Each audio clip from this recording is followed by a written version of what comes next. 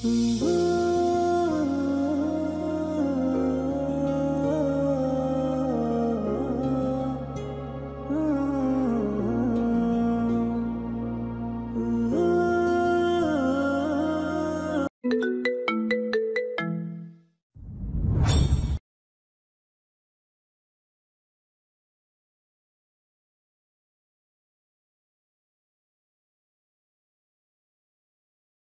নিরুমণিটার কি হয়েছে? মুখ ফুলিয়ে রেখেছে কেন? আবার আমার ছেলের সঙ্গে মান অভিমান চলছে নাকি? নিরুপমা মুখ ভেঙচি দিয়ে বলে, তোমার ছেলে বড্ড পচা মামুনি, আজ তো একটা কাঠখোট্টা। তাই নাকি? এত কাঠখোট্টা হলে যাওয়ার আগে আমাকে তোর অস্থিরতার ব্যাগড়া দিয়ে যেত না? তুই নাকি শুকিয়ে গেছিস, আর কলেজে গিয়ে ক্লাসে এসে নাকি ঠিকমতো খাস না। আমাকে অর্ডার দিয়ে গেছে তোকে যেন জোর করে খাইয়ে দিই। অবন্তিকার কথা শুনে নিরুপমার চোখ মুখ কাচুমাচু করে তাকিয়ে থাকে। অবন্তিকা মিষ্টি হাসি দিয়ে নিরুপমার গাল টেনে চলে বলেন, এইসব রান্না আমি আর মেনু দেখছি। তুই কলেজে যাওয়ার জন্য তৈরি হয়ে নে। অরহান তোকে কলেজে ঠিকমতো পৌঁছে দেওয়ার জন্য গাড়ি পাঠিয়ে দেবে বলেছে। নিরুপমা যাওয়ার আগে এক পলক অবন্তিকার দিকে চেয়ে কাল ওরহানের বলা কথা স্মরণ করে মনে মনে ভাবে, থাক মামুনিকে সব বিষয়ে এখন জানানো ঠিক হবে না। নিরুপমা কলেজে আসার পরই জেসমিন আর শিমু নিরুকে চেপে ধরে জিজ্ঞাসা করে, কি রে নিরু, সামনে কিন্তু ভ্যালেন্টাইন্স ডে আসে, জিজু তোর জন্য কি করবে রে? নিরুপমা লজ্জা রাঙা মুখ করে তাদের কথা এড়িয়ে যাওয়ার চেষ্টা করে। এসব ফালতু কথা বাদ দিয়ে চল ক্লাসে যাই। ক্লাস শেষ করে কলেজ থেকে বের হওয়ার পর নিরুপমা দেখে ওরহান নিরুপমাকে বাড়ি পৌঁছে দেওয়ার জন্য জিপে করে একজনকে পাঠিয়েছে, কিন্তু ব্যস্ততার কারণে নিজে আসতে পারেনি। নিরুপমা বাসায় ফিরে এসে ক্যালেন্ডার দেখতে থাকে। নিরুপমা মনে মনে ভাবে ভালোবাসার দিবসে সে নিজের ভালোবাসা ওরহানের সামনে প্রকাশ করবে। ওরহানের কথা চিন্তা করতেই নিরুপমার ঠোঁটের কোণে হাসি ফুটে ওঠে। ওরহানের আদর পাওয়ার সুপ্ত বাসনা মনে জেগে ওঠে। নিরুপমার লজ্জায় দু হাত দিয়ে নিজের মুখ ঢেকে ফেলে। ওরহান ডিউটিতে পৌঁছেই আরিফকে ফাহমিদের পেছনে লাগিয়ে দেয়। ফাহমিদ কোথায় কোথায় যায়, কার কার সাথে দেখা করে, সবকিছু তথ্য জোগাড় করে তাকে রিপোর্ট দিতে বলে। এরই মধ্যে আফসারের সাথে ওরহান মুখোমুখি হলে আফসার ওরহানের সামনে এসে নরম স্বরে বলেন, আরহান, অভিমান ভুলে বাড়ি ফিরে চলো।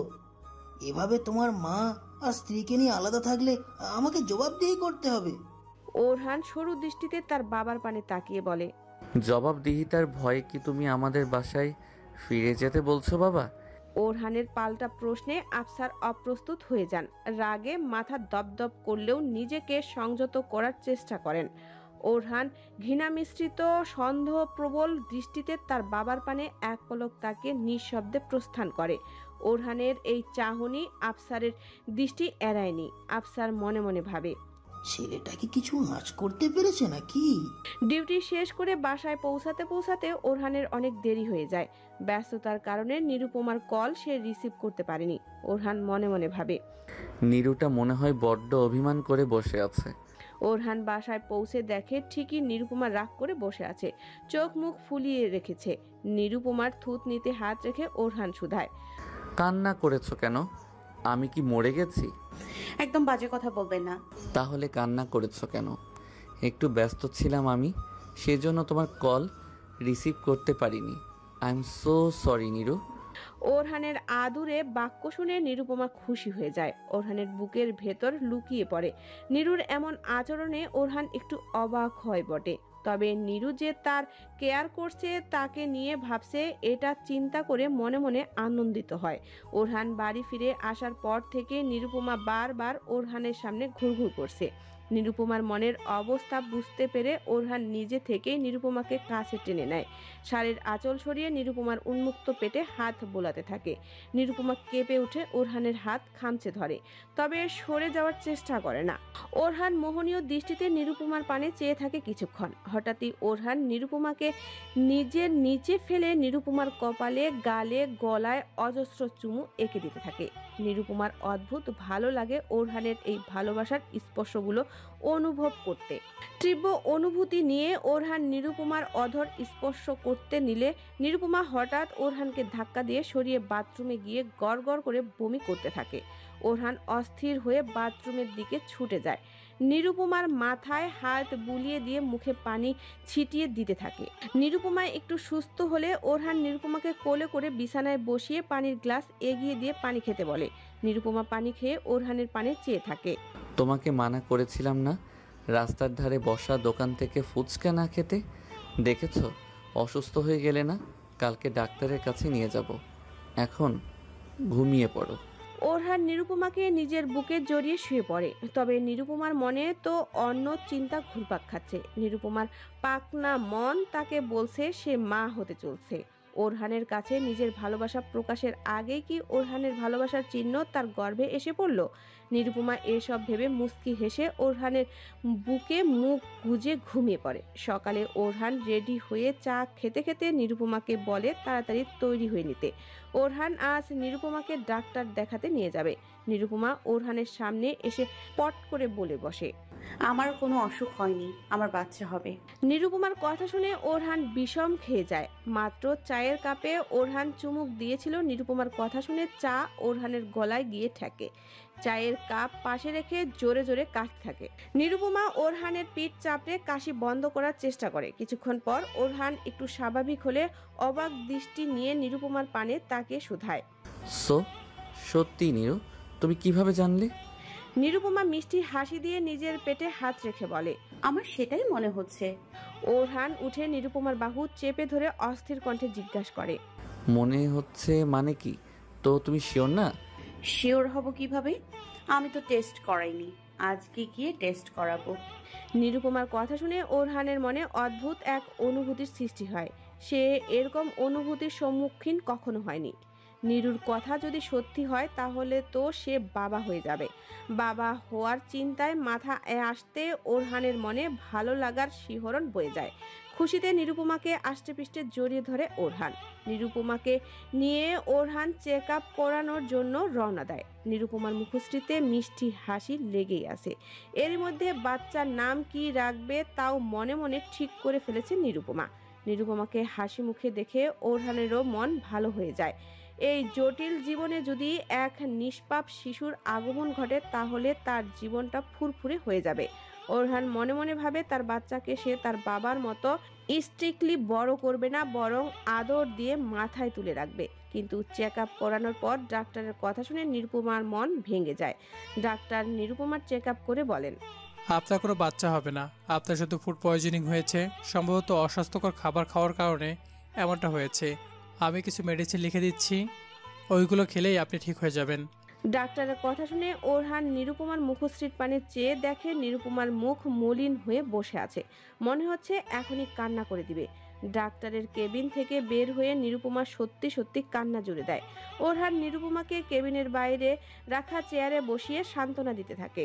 কান্না করে না নিরু, আমি তো তোমাকে আগেই বলেছিলাম রাস্তার ধারের এসব ফুচকা টুচকা খাওয়ার জন্যই তোমার এমন হয়েছে। আর তোমার যে এত বাচ্চার শখ তা তো জানতাম না। তার মানে বাচ্চা হবে না জেনে আপনি খুশি হয়েছেন, তাই না?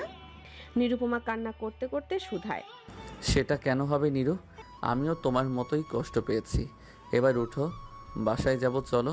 ওরহান নিরুপমাকে গাড়িতে বসতে বলে ঔষধ কিনতে চলে যায়। নিরুপমা গাড়ির সামনে এসে গাড়ির ভেতরে না বসে ওরহানের আসার অপেক্ষা করতে থাকে।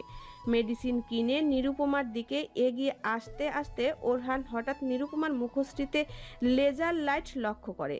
লেজার রোশনির দিকে ভালোভাবে দৃষ্টিপাত করলে ওরহান সাথে সাথেই বুঝতে পারে কেউ নিশানা ঠিক করছে নিরুপমাকে শুট করার জন্য। নিরুপমা ওরহানের দিকেই চেয়ে রয়েছিল। হঠাৎ ওরহান চিৎকার করে তার দিকে ছুটে আসতে দেখে নিরুপমা কিছুই বুঝে উঠতে পারে না। ওরহান চিৎকার করে দৌড়ে এসে নিরুপমাকে ধাক্কা দিয়ে সরিয়ে দিলে ফাহমিদের নিশানা মিস হয়ে যায়। তবে গুলিটা নিরুপমার মাথায় না লাগলেও কোমরে গিয়ে লাগে। আকস্মিক এই ঘটনায় ওরহান বাকরুদ্ধ হয়ে যায়। ওরহান অস্থির হয়ে নিরুপমাকে নিজের বুকের মধ্যে জড়িয়ে নিয়ে নিরুপমাকে ডাকতে থাকে। চারিদিকে রক্তে ভেসে গেছে ঠিক তার স্বপ্নের মতো। নিরুপমা ব্যথায় কাতরাচ্ছে। নিরুপমার এই অবস্থা দেখে ওরহান নিরুপমাকে জড়িয়ে ধরে চিৎকার করে কান্না করতে থাকে। আশেপাশের মানুষজন ছুটে আসার সেখানে ভিড় হয়ে যায়। ওরহানের সেদিকে কোনো ধ্যান নেই। নিরুপমাকে কোলে তুলে ওরহান দৌড়ে আবার সিএমএস এর দিকে ছুটে যায়। চিৎকার করে ডাক্তার আর নার্সদের ডাকতে থাকে। লামিয়া একজন রোগীর চেক আপ করে মাত্র কেবিন থেকে বের হচ্ছিল। ওরহানের চিৎকার শুনে লামিয়া দৌড়ে বাহিরে গিয়ে ওরহানকে তার স্ত্রীকে কোলে নিয়ে দাঁড়িয়ে থাকতে দেখে। ওরহানের শার্ট নিরুপমার রক্তে ভিজে একাকার হয়ে গেছে। লামিয়া হন্তদন্ত হয়ে ছুটে এসে নার্সকে বলে নিরুপমাকে ওরহানের কোল থেকে নামিয়ে স্ট্রেচারে শুয়ে দিতে। ওরহান কান্না করতে করতে নিরুপমাকে স্ট্রেচারে শুয়ে দিয়ে নিরুপমাকে ডাকতে থাকে। নীরু জান আমার, প্লিজ ওঠো, আমি শেষ হয়ে যাব তোমার কিছু হলে, কথা বলো প্লিজ। নিরুপমা ব্যথা সহ্য করতে না পেরে অজ্ঞান হয়ে গেছে, কোনো ধরনের রেসপন্স করছে না। লামিয়া এগিয়ে এসে নিরুপমার পালস চেক করে দ্রুত নিরুপমাকে আইসিইউতে নিয়ে যেতে বলে। ওরহান নিরুপমার সাথে ভেতরে যেতে চাইলে লামিয়া ঢুকতে দেয় না। ওরহান কান্নাজড়িত কণ্ঠে লামিয়াকে অনুরোধ করে বলতে থাকে, নীরু বেঁচে আছে তো? ওকে প্লিজ সুস্থ করে আমার কাছে ফিরিয়ে দাও। লামিয়া, আমি নীরুকে প্রচণ্ড পরিমাণে ভালোবাসি। নীরু আমার জীবন হয়ে গেছে, ওকে ছাড়া আমি বাঁচতে পারবো না। ওরহানের কষ্টজড়িত কণ্ঠস্বর শুনে লামিয়ার বুকে তীব্র এক যন্ত্রণা অনুভূত হয়। গম্ভীর কণ্ঠে শুধায়, আমি চেষ্টা করব। লামিয়া আর কথা না বাড়িয়ে দ্রুত আইসিইউর ভেতরে ঢুকে যায়। অন্যদিকে ফাহমিদ এই কাণ্ড ঘটিয়ে পালিয়ে যেতে নিলে তার সামনে কেউ বন্দুক তাক করে বলে স্যালেন্ডার করতে। ফাহমিদ পেছনে ফিরে আরিফকে দেখে চেঁচিয়ে উঠলে আরিফ বলে, আমি আপনার পিছু অনেক আগে থেকেই করছিলাম স্যার, তবে অনেক দূর থেকে। দুর্ভাগ্যবশত আমি বুঝতে পারিনি আপনি স্যারের ওয়াইফকে এভাবে শ্যুট করবেন। দূর থেকে আপনাকে আটকাতে আসতে আসতে আপনি ততক্ষণে গুলি ছুড়ে দিয়েছিলেন। আপনাকে আমার সাথে সাময়িক আদালতে যেতে হবে এখনই। ফাহমিদ আরিফকে ম্যানুপুলেট করে বিভিন্ন লোভ দেখাতে চায়। আরিফ তাচ্ছিল্যের হাসি দিয়ে বলে, অরহান স্যার ঠিক সন্দেহ করেছিলেন, কিন্তু সবাই তো আর আপনার মতো লোভী আর দেশদ্রোহী হয় না স্যার। আমি দেশের জন্য কাজ করি, আমাকে লোভ দেখিয়ে লাভ নেই। অরহান স্যার আপনার কি অবস্থা করে এটা এখন দেখার পালা, চলুন। আইসিইউর ভেতরে নিরুপমার চিকিৎসা চলে। লামিয়া এসে নিরুকে অপারেশন থিয়েটারে নিয়ে যেতে বলে। লামিয়া ইউনিফর্মের সাথে হ্যান্ড গ্লোভস আর মাস্ক পরিধান করে নিরুপমার অপারেশন করার জন্য তৈরি হয়। নিরুপমার নিস্তেজ মুখশ্রীর পানে এক পলক তাকিয়ে লামিয়া ওরহানের প্রতি তার নিষিদ্ধ অনুভূতির কথা স্মরণ করে। সেদিন অনুষ্ঠানে নিরুপমার সাথে ওরহানের কাটানো হাস্য উজ্জ্বল মুহূর্তগুলো তার অন্তরে তিত্তির করে বিচ্ছিল। লামিয়া চাইলে এখন নিরুপমাকে ওরহানের জীবন থেকে সরিয়ে দেওয়ার শেষ চেষ্টা করতে পারে, তবে নিজের ঈর্ষণীয় অনুভূতি আর কর্তব্যের মধ্যে লামিয়া নিজের কর্তব্যকে বেছে নেয়। লামিয়া আর দেরি না করে নিরুপমার অপারেশন করা শুরু করে। ওরহান অপারেশন থিয়েটারের বাইরে নিস্তেজ হয়ে বসে আছে। আকস্মিকভাবে কিছুক্ষণ আগে ঘটে যাওয়া ঘটনা ওরহানকে পুরো স্তব্ধ করে দিয়েছে। হাত পা যেন ক্রমশ অবশ হয়ে আসছে, হৃদস্পন্দন অস্বাভাবিকভাবে কম্পিত হচ্ছে। ওরহানের যেন শ্বাস নিতেও প্রচণ্ড কষ্ট হচ্ছে, নিঃশ্বাস ভারী হয়ে উঠছে বারবার। এই তো কিছু মুহূর্ত আগেও তো সে আর নিরু একসঙ্গে কতটা সুখী ছিল। বুকের ভেতর চিনচিন ব্যথা অনুভব হচ্ছে তার। নিরুপমার সাথে কাটানো সুন্দর মুহূর্তগুলো স্মৃতি ওরহানের চোখের সামনে ভেসে আসছে। নিরুর রোদ্দুরের মতো ঝলমল করা হাসি, চাঁদের মতো স্নিগ্ধ করা মুখশ্রী বারবার ওরহানের স্মৃতিতে এসে তাকে কষ্ট দিচ্ছে। হৃদয়ের যন্ত্রণা তীব্র থেকে তীব্রতর হচ্ছে। ওরহান মনে মনে আল্লাহকে বলতে থাকে, এই তো আমি বাঁচতে শিখেছিলাম, জীবনের আনন্দগুলো উপলব্ধি করা শিখেছিলাম। আমি আবার নিজের অতীতের সেই নিস্তব্ধ জীবনে ফিরতে চাই না। আমি আমার নীরুর সাথে বাঁচতে চাই। আমি নীরুর সাথে জীবনের প্রতিটা মুহূর্ত আরও একবার আনন্দের সাথে উপলব্ধি করতে চাই। আমার নীরুকে নিয়ে যেও না আল্লাহ, আর কোনো মানসিক ধাক্কা আমি সহ্য করতে পারবো না। এবার সত্যি আমি শেষ হয়ে যাব। প্রায় ঘন্টাখানেক পর লামিয়া ওটি থেকে বেরিয়ে আসে। ওরহান দৌড়ে লামিয়ার দিকে ছুটে যায়, ব্যাকুল কণ্ঠে জিজ্ঞাসা করতে থাকে, আমার নীরু কেমন আছে লামিয়া? ও ঠিক আছে তো? বেঁচে আছে তো? বলো না, নীরু কি চোখ খুলেছে? আমি আমার জানকে দেখবো এখনই। লামিয়া অবাক নয়নে ওরহানকে দেখে। কতই না বদলে গিয়েছে ওরহান। এই ওরহানের সাথে আগের রুট, কঠোর এবং নিষ্ঠুর ওরহানের যেন আকাশ পাতাল তফাৎ। নীরুকে যে ওরহান এতটা ভালোবাসে এটা তার কল্পনার বাহিরে ছিল। লামিয়ার নীরবতায় ওরহানের অস্থিরতা আর ভয় আরও বেড়ে যায়। অশ্রুসিক্ত নয়নে লামিয়ার বাহু চেপে কান্নাজড়িত কণ্ঠে ওরহান চিৎকার করে বলে ওঠে, উত্তর দিচ্ছ না কেন তুমি? থাক, তোমার কিছু বলতে হবে না, আমি নিজে গিয়েই আমার জানকে দেখে আসছি। ওরহানের কথায় লামিয়া হুঁশে ফিরে আসে। লামিয়া ওরহানের হাত ধরে আটকে বলে, এখন তোমার স্ত্রীর কাছে যাওয়া যাবে না অরহান। মাত্র তোমার স্ত্রীর কোমর থেকে অপারেশন করে গুলি বের করা হয়েছে, অনেক রক্তক্ষরণ হয়েছে। আমরা আরও ঘন্টাখানেক অবজারভেশনে রাখবো, তারপর তুমি চাইলে দেখা করতে পারবে। আপাতত তাকে আইসিইউতে রাখা হবে। ওরহান যেন কষ্টের মাঝেও ক্ষণিকের স্বস্তি পায়। তার মানে তার নীরু বেঁচে তো আছে। ওরহান একটু শান্ত হয়ে লামিয়ার কাছে কৃতজ্ঞতা প্রকাশ করে বলতে থাকে, আমাকে ক্ষমা করে দাও লামিয়া, আমার তোমার সাথে রুট ব্যবহার করা উচিত হয়নি। আমার মাথা কাজ করছিল না।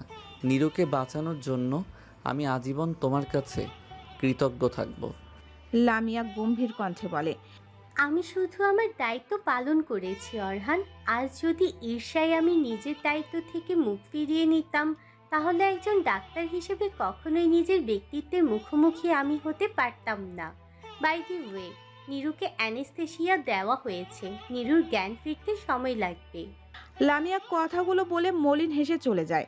ওরহান আইসিইউর বাইরে দাঁড়িয়ে নিরুপমাকে কখন স্বচক্ষে দেখতে পারবে সেই অপেক্ষায় আছে। অনেকক্ষণ কেবিনের বাইরে পায়চারি করে ক্লান্ত হয়ে ওরহান আবার বসে পড়ে। লামিয়া নিজের কেবিনে বসে প্রথমে আফসারকে কল করে, কিন্তু আফসার কল রিসিভ না করায় লামিয়া ওরহানের মাকে ফোন করে নিরুপমার খবর জানালে অবন্তিকা যেন আকাশ থেকে পড়েন। দৌড়ে গাড়ি ঠিক করে সিএমএসের উদ্দেশ্যে রওনা হন তিনি। লামিয়া কথা শেষ করে আবার আইসিইউর সামনে এসে ওরহানকে চুপচাপ বসে থাকতে দেখে। এই কয়েক ঘন্টার মধ্যেই তার ভালোবাসার মানুষটি কেমন নিস্তেজ হয়ে গেছে। লামিয়া ওরহানের পাশের সিটে বসে পড়ে। ওরহানের কাঁধে বন্ধুত্বের হাত রেখে নরম স্বরে বলে, তোমার স্ত্রী ঠিক হয়ে যাবে, চিন্তা করো না। ওরহান আইসিইউর বন্ধ দরজার সামনে অশ্রুসিক্ত নয়নে চেয়ে বলে, ভালোবাসার মানুষকে হারিয়ে ফেলার অনুভূতি আর ভয় যে কতটা ভয়ঙ্কর যন্ত্রণাদায়ক হয়, আজ আমি সেটা হাড়ে হাড়ে টের পাচ্ছি লামিয়া। লামিয়া ওরহানের কথার অর্থ খুব ভালোভাবে উপলব্ধি করতে পারে। শান্ত দৃষ্টিতে ওরহানের পানে তাকিয়ে থাকে। এরই মধ্যে অবন্তিকা দৌড়ে ওরহানের কাছে ছুটে এসে নিরুপমার অবস্থা সম্পর্কে জানার জন্য ব্যাকুল হয়ে যায়। লামিয়া নিরুপমার সব আপডেট দিয়ে সামনে তাকাতেই আরিফকে কিছুটা দূরে চোখে মুখে কাচুমাচু করে দাঁড়িয়ে থাকতে দেখে। লামিয়া আর কথা না বাড়িয়ে সেদিকে চলে যায়। অবন্তিকা কিছুটা স্বাভাবিক হয়ে ওরহানকে ধরলে ওরহান সাথে সাথেই তার মাকে জড়িয়ে ধরে কান্না করতে থাকে। বাবা এটা কি করলো মা? একবারও আমার কথা ভাবলো না? আমি কিভাবে নীরুকে ছাড়া বাঁচবো এটা চিন্তা করলো না? এত কিসের আক্রোশ ছিল তার নিরুপমার উপর যে তাকে মেরেই ফেলার চেষ্টা করলো? আমি আর কখনো ওই মানুষটার মুখ দেখতে চাই না। আমার পুতুলের মতো নীরুকে কেউ কিভাবে এত কষ্ট দেওয়ার চিন্তা করতে পারে? অবন্তিকা ওরহানকে ছেড়ে অবাক কণ্ঠে শুধায়, তুই এসব কি বলছিস অরহান? তো তোর বাবা এই কাজ করেছেন? ওরহান ঘৃণা মিশ্রিত কণ্ঠে বলে, ওই অমানুষ ছাড়া আর কে এই কাজ করতে পারে? নীরুকে আমার জীবন থেকে সরানোর জন্য উনি এই পদ্ধতি বেছে নিয়েছেন। ওরহান তার মায়ের পানে চেয়ে রাগান্বিত স্বরে বলে, আমি শুধু প্রমাণ হাতে পেয়ে নেই একবার মা, তারপর আমি সব সম্পর্ক ভুলে যাব। অন্যদিকে লামিয়া আরিফের দিকে এগিয়ে এসে জিজ্ঞেস করে, আচ্ছা ঠিক কি হয়েছে এটা কি আপনি জানেন ক্যাপ্টেন আরিফ? আরিফ লামিয়ার দিকে তাকিয়ে বলে, স্যারের স্ত্রীকে মেজর ফাহমিদ গুলি করেছেন। আমি নিজের চোখে সব দেখেছি, কিন্তু স্যারকে আটকাতে আমি ব্যর্থ হয়েছি। আরিফের কথা শুনে লামিয়া হতবাক হয়ে যায়। মেজর ফাহমিদ সম্পর্কে লামিয়ার চাচাতো ভাই হওয়ায় লামিয়া অবাক কণ্ঠে শুধায়, ফাহমিদ ভাই এখন কোথায়? আর ফাহমিদ ভাই অরহানের স্ত্রীকে মারতে যাবেই বা কেন? আরিফ লামিয়ার পানে চেয়ে বলে, হয়তো কারো অর্ডারে তিনি এই কাজ করেছেন। ওনাকে হাতে নাতে ধরে আমি সামরিক আদালতে নিয়ে গিয়েছিলাম। মৌখিক অভিযোগের ভিত্তিতে স্যারকে এখন আপাতত সামরিক কারাগারে রাখা হয়েছে। তবে ফাহমিদ স্যার অভিযোগ অস্বীকার করেছেন। এখন তদন্ত করা হবে, তারপর আবার আর্মি করে বিচার কাজ শুরু হবে। আমি এখন অরহান স্যারকে এই বিষয়টি জানাতে এসেছি। অরহান স্যারকেও সামরিক আদালতে হাজির হতে হবে। লামিয়া যেন ক্ষণে ক্ষণে কেবল বিস্মিত হয়েই চলছে। লামিয়া আরিফের পানে তাকিয়ে আবার শুধায়, তাহলে আপনি এখনো দূরে দাঁড়িয়ে আছেন কেন? যান আপনার অরহান স্যারের কাছে। আরিফ শান্ত দৃষ্টিতে লামিয়ার পানে চেয়ে বলে, আমার অরহান স্যারের সামনে গিয়ে দাঁড়ানোর মতো মুখ নেই। স্যার আমাকে একটা দায়িত্ব দিল, সেটাও আমি পালন করতে অপারগ হলাম। সব দেখো ম্যাডামকে আমি বাঁচাতে পারলাম না। লামিয়া আরিফকে আশ্বস্ত করে বলে, এতে তো আপনার কোনো দোষ নেই। আপনি যান আপনার অরহান স্যারের কাছে। এই মুহূর্তে অরহানেরও সব ঘটনা জানা উচিত। আরিফ কিছুক্ষণ দাঁড়িয়ে থেকে এক পর্যায়ে জড়তা কাটিয়ে ওরহানের সামনে যায়। ওরহানের মাথায় এখনো শুধু তার নিরুর চিন্তায় ঘুরপাক খাচ্ছে, তাই আরিফকে ওরহান খেয়াল করে না। আরিফের জোরে ডাক দিয়ে ওরহানের ধ্যান ভাঙায়। ওরহান এবার আরিফকে লক্ষ্য করে জিজ্ঞাসা দৃষ্টিতে আরিফের দিকে তাকিয়ে থাকে। আরিফ কিছুক্ষণ থামে, তারপর সাহস সঞ্চার করে বলতে থাকে, স্যার আপনার অর্ডার অনুসারে আমি ফহমিদ স্যারকে ফলো করেছিলাম। অনেক তথ্যই আমি বের করতে পেরেছি। আর আমি ফহমিদ স্যারকে নিজ চোখে ম্যাডামকে গুলি করতেও দেখেছি। আমি দুঃখিত স্যার, আমি অনেক দূরে অবস্থান করায় তৎক্ষণাৎ ফহমিদ স্যারকে আটকাতে পারিনি।